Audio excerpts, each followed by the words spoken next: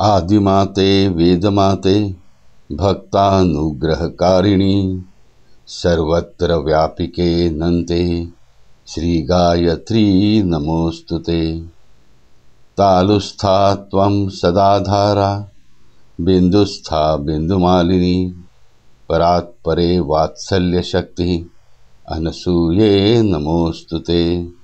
ओम महावैश्वानराय विद्महे राघवेंद्राय धीमहि तन्नो किरातरुद्र प्रचोदयात्।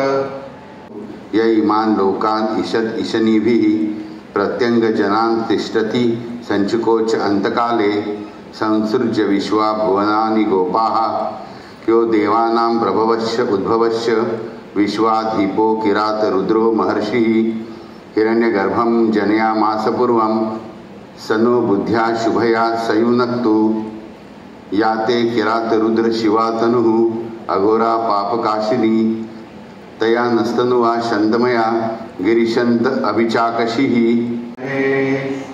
राघवेंद्राय धीमहि तन्नो किरातरुद्र प्रचोदयात्।